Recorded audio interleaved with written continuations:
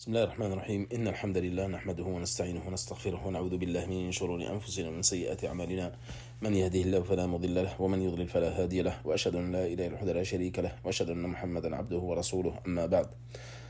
درسنا اليوم سنشرح فيه بقية الشروط. الشرط الخامس. Donc là nous allons expliquer la suite des conditions de la prière. Là nous étions dans la quatrième condition, on nous indique que c'était les ablutions. Ensuite, nous avons les obligations des ablutions et nous avons les actes annulatifs des ablutions. Maintenant, nous allons retourner au reste des conditions de la prière. Donc, nous avons dit qu'ils étaient autour de 9. Nous en avons déjà expliqué 4. Aujourd'hui, nous allons expliquer le reste. Cinquième, إزالة النجاسة من 3 من البدن والثوب والبقعة والدليل قوله تعالى وثيابك فطهر. C'est-à-dire que la cinquième condition, c'est le fait de supprimer, d'ôter toutes les souillures qui sont sur le corps, le vêtement et l'endroit où l'on prie. Donc là, la preuve réside dans le verset suivant et tes vêtements purifie-les. البدن لا بد أن يغسل الإنسان عن بدن ما تلطخ به من النجاسة. Donc la personne se doit de nettoyer toute souillure qui est présente sur son corps avant d'entamer la prière. Et cela se fait déjà avant même de faire les ablutions. والثياب. Les vêtements لا بد أن تكون الثياب طاهرة لقوله صلى الله عليه وسلم أو لقوله تعالى عفوا وثيابك فطهر. C'est-à-dire tes vêtements purifie-les. وأمر النبي صلى الله عليه وسلم المرأة المستحاضة أن تغسل الدم عن الثوب. Le prophète sallam il avait recommandé à la femme qui a les métrorragies de laver son vêtement tous les jours, c'est-à-dire le sang qui va toucher ce vêtement, elle doit le laver tous les jours. والبقعة, l'endroit où on prie, المكان الذي يصلي فيه الإنسان. من حديث الأعرابي الذي بال في طائفة من المسجد. Donc lorsque le bédouin il est venu et a uriné dans une partie de la mosquée, donc le prophète sallam a ordonné qu'on nettoie cette partie avec un seau d'eau. Donc cela prouve que les souillures doivent être supprimées de ces 3 éléments, c'est-à-dire du corps, du vêtement et de l'endroit où l'on prie. طيب مسألة. إذا مثلا صلى الإنسان ثم تذكر أن على ثوبه نجاسة أو على بدنه شيئا من النجاسة ما أزاله. Donc là, une question qui peut arriver, la personne est en train de prier. Ensuite, pendant la prière, elle se remémore comme quoi il y avait une impureté, donc sur son vêtement ou sur son corps. Qu'est-ce qu'elle fait? أولا أن يتذكر أثناء الصلاة. Donc, si il se rappelle de cela alors qu'il est toujours en prière, qu'est-ce qu'il fait? الحالة الأولى يمكن أو يكون ثوبه يمكن أن يخلعه فيخلعه. C'est-à-dire que là, par exemple, il porte un manteau et il voit que sur cet manteau, il y a une souillure. Il se rappelle maintenant que, je sais pas, à titre d'exemple, son enfant a uriné sur son manteau et lui, il a oublié de le laver et il a commencé à faire la prière. En plus, ensuite, pendant la prière, il s'est remémoré qu'il y avait maintenant de l'urine dessus. Là, il n'arrête pas la prière. Il suffit pour lui d'ôter son vêtement et de continuer sa prière. والدليل على ذلك, c'est quoi la preuve de cela? أن النبي صلى الله عليه وسلم أخبره جبريل وهو يصلي أن في نعله قذرا وكان يصلي في نعله فخلعه في الصلاة ولم يعد ما فاته من الصلاة. Donc le prophète صلى الله عليه وسلم, Jibril, pendant qu'il priait, il dirigeait la prière devant ses compagnons en portant des sandales. Le Jibril, alayhi salam, l'ange Jibril, l'a informé qu'il y avait une souillure sous sa sandale. Donc le prophète sallallahu alayhi wa sallam les a ôtés pendant la prière sans recommencer cette prière-là. Et ce hadith est rapporté par Abu Daoud avec une chaîne de transmission authentique, d'après Abu Saïd al-Khudri. Donc le fait que le prophète sallam a continué sa prière après s'être déchaussé indique la validité de la prière d'une personne qui a une impureté sur lui et qu'il est constaté pendant la prière, il a ôté. Donc si la prière n'était pas valable, alors que le prophète sallam il avait la souillure sur lui, sur ses sandales, il aurait recommencé la prière, chose qu'il n'a pas faite. Donc là, ça c'est le premier cas. Donc si vous vous rendez compte que vous avez une souillure sur vous, sur une partie de vos vêtements, et que vous pouvez les ôter, comme le prophète sallam l'a fait avec ses sandales, et vous que ce soit un manteau ou autre, vous les ôtez et vous continuez votre prière et votre prière elle est valide. الحالة الثانية لا يمكن أن يخلعه أي هذا ثوب فهنا يقطع الصلاة ينظف الثوب ثم يعيد الصلاة. Là, il porte maintenant, vous portez un qamis ou un pantalon, vous ne pouvez pas l'enlever pendant la prière. Donc qu'est-ce que vous faites? Là, vous arrêtez la prière, vous allez refaire vous enlevez le vêtement, pardon, vous enlevez le vêtement, vous remettez un vêtement propre et vous recommencez à nouveau la prière. مسألة أخرى أن يتذكر بعد الصلاة أن كانت عليه نجاسة أن هذه النجاسة ما تذكرها إلا بعد الصلاة فهنا الصحيح أن الإنسان ليس عليه أن يعيد الوضوء بل صلاته صحيحة ويدخل ذلك في قوله ربنا لا تؤاخذنا إن نسينا أخطأنا. C'est-à-dire que la personne s'en est rappelée après avoir fini la prière. Donc là, la personne, donc comme quoi elle avait une souillure, soit sur elle, sur son corps ou sur son vêtement, là, dans ce cas-là, la personne ne refait pas ni les ablutions, ni la prière. Parce qu'il y a pensé qu'après la salat. Les dalil, قوله تعالى ربنا لا تؤاخذنا Allah subhanahu wa ta'ala, ô Seigneur, ne nous tiens pas rigueur de ce que nous avons oublié ou de ce que nous avons fauté. Et Allah subhanahu wa ta'ala il dit, dans une version, il dit قد فعلت, c'est-à-dire que j'ai accordé cela pour vous. نفرق هنا بين رفع الحدث وإزالة النجاسة. C'est-à-dire on distingue ici le fait par exemple de faire les ablutions, d'enlever l'impureté. Lorsqu'on est en état d'impureté, donc nous faisons les ablutions, et le fait d'enlever la souillure qui est sur le vêtement, sur le corps ou sur l'endroit où l'on prie. رفع الحدث أمر مقصود لذاته لذا اشترطنا فيه النية. C'est-à-dire le fait d'enlever l'impureté pour pouvoir faire la salat, c'est-à-dire faire ses ablutions. Ici, nous avons vu que dans les conditions, il fallait la niya, l'intention. أما إزالة النجاسة فإنه أمر ليس مقصود لذاته أو ليس مقصودا عفوا لذاته. C'est-à-dire que le fait d'enlever la pureté sur le vêtement, il n'y a pas besoin d'avoir la niya pour cela. Contrairement au fait, par exemple, lorsqu'on est en état d'impureté, de faire ses ablutions. Il faut mettre l'intention. Alors que laver le vêtement d'une impureté, il ne faut pas d'intention.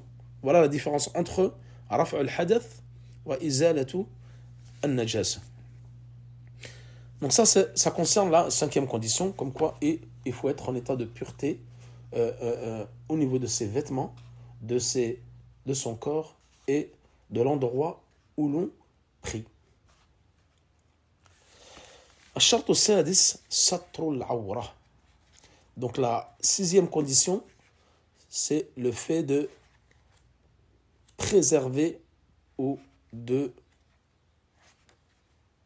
couvrir son intimité. Donc sa aura, son intimité. أجمع أهل العلم على فساد صلاة من صلى عريانا وهو يقدر. L'unanimité des savants est unanime pour déclarer l'invalidité de la prière de celui qui prie nu alors qu'il est capable de se couvrir. Donc voilà. Donc l'obligation de se couvrir. Et nous allons voir la aura de chacune des différentes personnes. Elle va d'où à où. وحد عورة الرجل من السرة إلى الركبة والأمة كذلك. La limite de la aura de l'homme, elle va du nombril au genou inclus. Et il en est de même pour la servante. Quant à la femme libre, tout son corps est considéré comme awra, hormis le visage. أي الحرة كلها عورة إلا وجهها في الصلاة. Donc, tout son corps, c'est une awra, elle doit le couvrir sur son visage dans la salat. والدليل يا بني آدم خذوا زينتكم عند كل مسجد. Ô enfants d'Adam, portez vos parures, c'est-à-dire vos habits dans chaque lieu de prière. C'est-à-dire pour chaque prière, portez vos parures. والرجل كذلك لا بد أن يستر عاتقيه أو أحدهما. والدليل قوله تعالى, c'est-à-dire que l'homme, il se doit de couvrir ses épaules, ou l'une d'elles. Et le dalil, il est dans لا يصلي أحدكم في الثوب الواحد ليس على عاتقيه منه شيء. C'est l'un. Donc là, le dalil,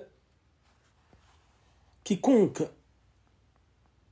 de vous ne prie dans un seul vêtement sans que ses épaules n'en soient recouvertes, rapporté par le Bukhari ou Muslim. Donc, ne priez pas dans un seul vêtement sans que vos épaules soient recouvertes. Al-Bukhari wa Muslim. Wal-mar'atu tasturu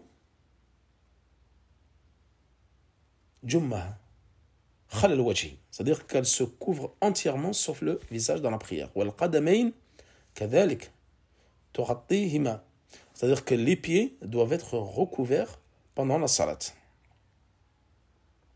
وشيخ الإسلام ابن تيمية يرى واختار أنه يجوز لها كشف قدميها. C'est-à-dire que Cheikh l'Islam, lui, il voit qu'il est d'avis que la femme peut se couvrir les pieds pendant la salat. الشرط السابع. Donc là, nous avons vu la aura de l'homme et de la femme pendant la prière. Ensuite, il y a la condition 7 de Khul al-Waqt. C'est l'entrée de l'heure de la prière. طيب والدليل من السنة حديث جبريل أنه أما النبي صلى الله عليه وسلم في أول الوقت وفي آخره ثم قال يا محمد الصلاة ما بين هذين الوقتين قوله إن الصلاة كانت على المؤمنين كتابا موقوتا دليل الأوقات أقم الصلاة لدلوك الشمس إلى غسق الليل وقرآن الفجر إن قرآن الفجر كان مشهودا. Donc, l'heure de l'entrée de la prière, la preuve réside dans la sunna, dans le hadith de Jibril, lorsqu'il dirigea le prophète sallam en prière au début et à la fin de chaque heure de prière. Il lui dit la prière s'effectue entre ces deux temps-là. Et dans la parole d'Allah, Inna salata kanat ala al-mu'minina kitaban mawquta, c'est-à-dire la prière demeure pour le croyant une prescription, à des temps déterminés. C'est-à-dire qu'il est obligatoire de le faire dans cet intervalle de temps. Et la preuve, dans ces différentes périodes, est la parole d'Allah. أقم الصلاة لدلوك الشمس إلى غسق الليل وقرآن الفجر إن قرآن الفجر كان مشهودا. Accomplis la prière au déclin jusqu'à l'obscurité de la nuit. Et fais la lecture du Coran, c'est-à-dire pendant la salat, à l'aube. Car la lecture à l'aube a des témoins. Donc là, nous avons évoqué les différentes preuves du Coran et de la Sunna concernant le fait de faire la prière à des heures bien prescrites. La prière, il est interdit de prier avant l'heure de la prière. Et ceci selon le consensus des savants.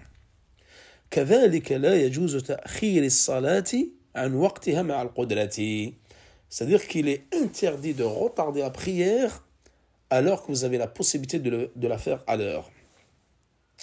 Waqtu dhuhri. Donc là, maintenant, nous allons détailler l'heure des 5 prières. Waqtu dhuhri, parce que Jibril, alayhi salam, il a commencé, lorsqu'il a dirigé le prophète, il a commencé par la prière de dhuhr. Et c'est pour ça que souvent, les savants, dans les livres de fiqh, de jurisconsulte, dans les livres de fiqh, il commence toujours par Salat al-Dhuhr. La jurisprudence, voilà, je cherchais le mot, afwan. Dans les livres de jurisprudence, de fiqh, les savants commencent toujours par détailler Salat al-Dhuhr. ويبدأ وقتها من زوال الشمس أي معنى الزوال هو ميلها جهة الغرب.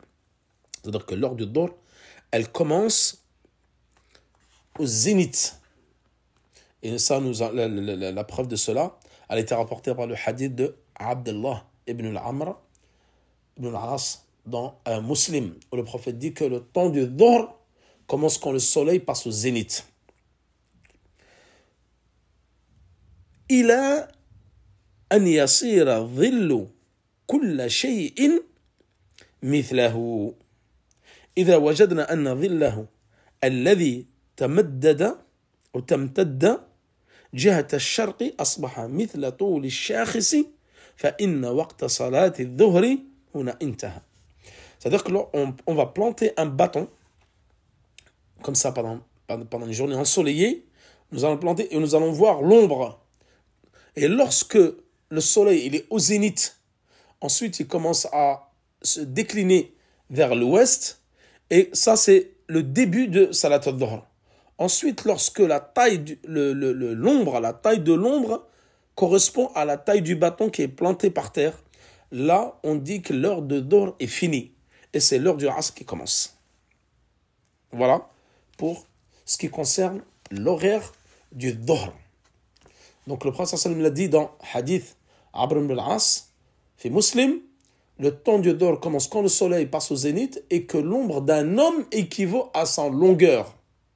Et tant que n'arrive pas le Asr. Là, nous avons, dans le hadith, c'est l'ombre d'un homme ou ça peut être l'ombre d'un bâton. Donc soit l'ombre de l'homme, il faut qu'elle soit équivalente à sa taille réelle, pareil pour le bâton. Ça veut dire que le temps du Dhuhr il est fini et c'est le début du Asr. Waqtul Asri يمتد إلى اصفرار الشمس. وقال النبي صلى الله عليه وسلم ووقت العصر ما لم تصفر الشمس. C'est-à-dire que l'heure du Asr, tant que ne jaunisse pas le soleil.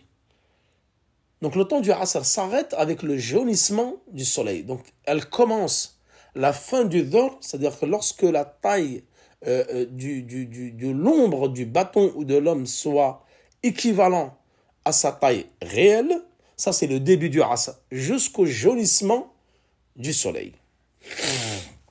والعصر له وقتان وقت اختيار ووقت اضطرار. Il a 2 heures. C'est-à-dire 2 moments où on peut le faire, le Asr. Il y a le temps qui est recommandé et le temps اضطرار, c'est-à-dire que tu le fais vraiment quand tu n'as pas le choix et tu as été retardé. اضطرار.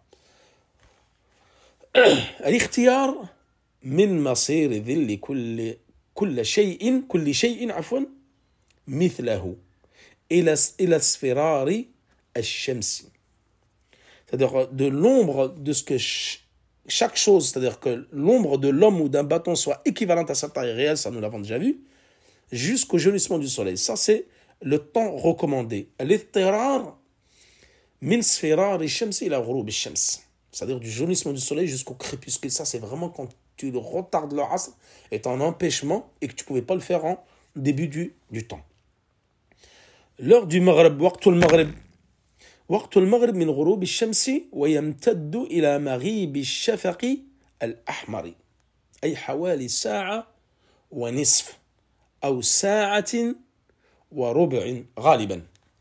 C'est-à-dire que le Maghrib s'arrête avec la disparition du crépuscule, غروب الشمس. Et généralement, ce temps-là, c'est à peu près 1h15 à 1h30.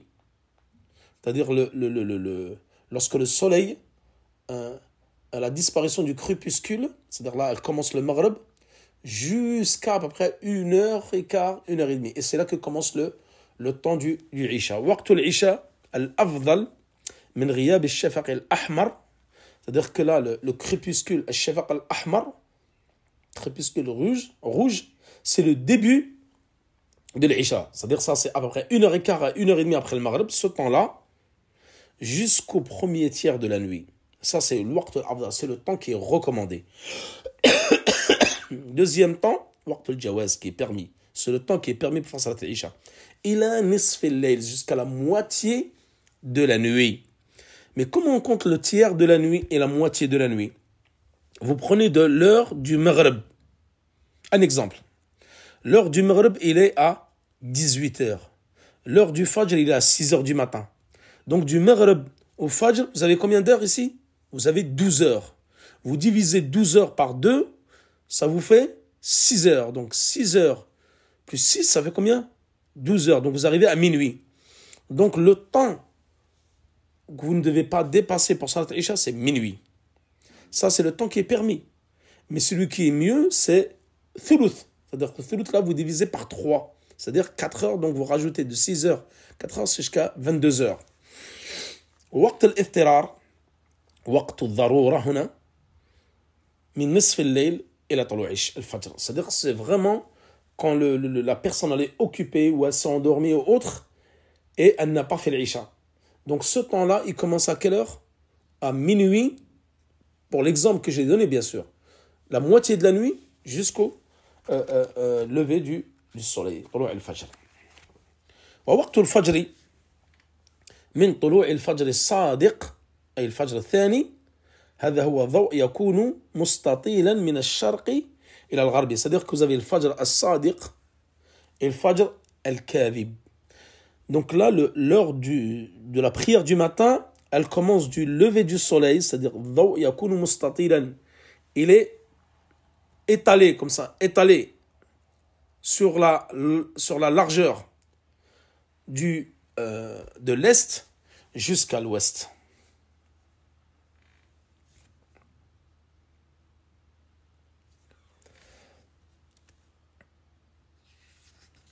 ولا يجوز تأخير صلاة الفجر إلى ما بعد طلوع الشمس. C'est-à-dire qu'il est interdit de prier après le lever du soleil, qui est à peu près 1h30 après la prière du Fajr, après le lever du soleil.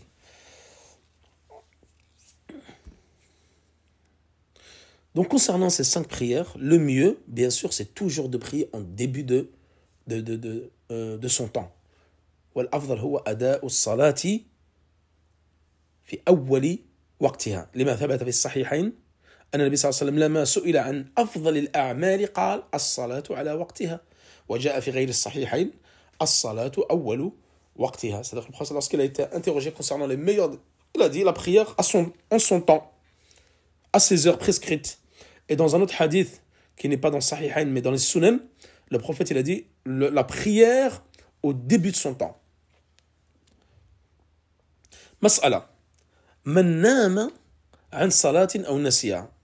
Celui qui s'est endormi ou qui a oublié de prier une prière. Il a oublié. Donc il était occupé, soit il s'est endormi, soit il a complètement oublié de faire une prière. Al-wajib alayhi an yubadira ila as-salati mubasharatan. Lorsqu'il l'évoque, il dit pas ah ça y est attends ouais je vais la faire plus tard, je finis ce que j'ai à faire et je fais ma prière plus tard. Non, il doit la faire tout de suite lorsqu'il y pense. قال النبي صلى الله عليه وسلم من نام عن صلاته أو نسيها فليصليها إذا ذكرها لا كفارة لها إلا ذلك. C'est-à-dire que le prophète il a dit celui qui s'est endormi ou qui a oublié sa prière, qu'il fasse cette prière lorsqu'il y pense. Il n'y a pas d'autre acte d'expiation que cela. C'est-à-dire le fait de la faire lorsqu'on y pense. لقوله وأقم الصلاة لذكري. Et fais la prière, accomplis la prière lorsque tu te rémors.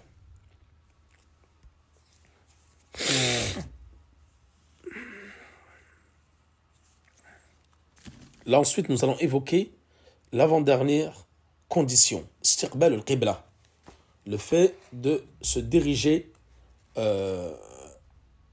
en direction de la qibla de la Mecque. C'est la 8e condition. قوله تعالى قد نرى تقلب وجهك في السماء فلنولينك قبلة ترضاها فولي وجهك شطر المسجد الحرام. Certes, nous te voyons tourner le visage en tous sens vers le ciel. Nous te faisons donc orienter vers une direction qui te plaît. Tourne donc ton visage vers la mosquée sacrée. Où que vous soyez, tournez-y vos visages. Donc la prière se doit d'être accomplie en direction de la Mecque. مسائل هنا. Donc ici, il y a une mas'ala. Donc on sait que ça c'est à l'unanimité des savants, tout le monde sait que la prière doit être faite en direction de la Kaaba. مسائل. يجوز الإنسان أن يصلي النافلة على راحلته أينما توجهت. C'est-à-dire que la personne qui est sur sa monture, مثلا, vous voyagez maintenant à dos de chameau, ou à dos, vous êtes à la campagne, vous voyagez à dos d'âne, ou à dos de cheval, ou à dos de chameau, et vous voulez faire des nawafil. Laisse salat al-farida. Al-farida, vous êtes obligé de la faire en direction de la Kaaba. Mais nawafil, vous voulez prier par exemple rawatib ou autre, est-ce que vous pouvez le faire en direction de la Kaaba? Vous pouvez le faire dans une autre direction que celle de la Kaaba. أما الفرض فلا بد أن تتوجه إلى القبلة. C'est-à-dire que les prières, les 5 prières obligatoires, vous êtes obligé de les faire en direction de la Qibla. أما النوافل إذا كنت على الراحلة فلا. C'est-à-dire que si vous êtes sur votre monture, vous n'êtes pas obligé de faire les prières surrogatoires en direction de la Qibla. والحديث, donc la preuve réside dans cela. ثبت في السنة من حديث عامر بن ربيعة رأيت رسول الله صلى الله عليه وسلم وهو على راحلته يسبح يومئ برأسه قبل أن أي وجه توجها أي وجهه أي قبل برأسه توجه ولم يكن صلى الله عليه وسلم يصنع ذلك في الصلاة المكتوبة. C'est-à-dire que le compagnon c'est Amir ibn Rabi'a, il a dit j'ai vu le prophète صلى الله عليه وسلم, il était sur sa monture يسبح. C'est-à-dire que s'il était en prière, donc il baissait sa tête et relevait sa tête. ولم يكن صلى الله عليه وسلم يصنع ذلك في الصلاة المكتوبة. أين توجهت الراحلة. C'est-à-dire qu'il faisait cela, sa prière sur sa monture, et il ne faisait pas cela pour sa prière obligatoire. إذا أراد المسافر هنا النافلة على الدابة. C'est-à-dire quelqu'un, il est en voyage, il est sur sa monture et il veut faire صلاة النافلة. الأفضل هنا أن يستقبل القبلة عند دخول الصلاة ثم توجه إلى أي جهة يريد. C'est-à-dire que au début, le mieux, c'est d'orienter la monture en direction de la Qibla lorsqu'il commence la prière surrogatoire. Ensuite, il se dirige où il veut, pendant sa prière, pendant qu'il est en train de prier sur sa monture. Voilà concernant la direction de la Qibla pour ce qui est des prières obligatoires et surrogatoires. Et nous allons finir par la dernière condition qui est la niya, c'est-à-dire l'intention. L'intention dont la place est le cœur et la prononciation est innovation. محلها القلب والتلفظ بها بدعة. والدليل حديث جبريل إنما الأعمال. Et il se trouve dans le hadith إنما حديث عمر بن الخطاب إنما الأعمال بالنيات. Voilà, les actes ne valent que par leur intention. وكل امرئ وإنما لكل امرئ ما نوى. Donc ce hadith de Omar ibn Khattab qui est très connu, les actes ne valent que par leur intention et chacun sera rétribué en fonction de ses intentions. Donc là, يجوز الإنسان أن يتلفظ بما نواه. Donc il n'a pas le droit, il est interdit de prononcer l'intention à voix haute, sauf dans un seul cas. في مناسك الحج فيجوز أن يتلفظ الإنسان بما نواه فيقول لبيك اللهم عمرة أو لبيك اللهم حجة أو لبيك اللهم عمرة وحجة. هذا التلفظ يقول فيه العلماء هو نية الدخول في النسك. C'est l'intention de rentrer en état de sacralisation, que ce soit pour la Umrah ou le pèlerinage. Mais dans toutes les autres adorations, que ce soit zakat, jeûne, prière, ablution ou autre, nous n'avons pas le droit de prononcer l'intention. Dire par exemple, j'ai l'intention de faire les ablutions, j'ai l'intention de prier le dhuhr, j'ai l'intention de faire une sadaqa, j'ai l'intention de jeûner, etc. Donc avec ça, nous avons fini les 9 conditions de la prière. Et dans le prochain cours, nous allons attaquer, Inch'Allah, les piliers de la prière. Wa sallallahu ala nabina Muhammad wa ala alihi wa sahbihi wa sallam. Wallahu ta'ala a'la wa a'lam.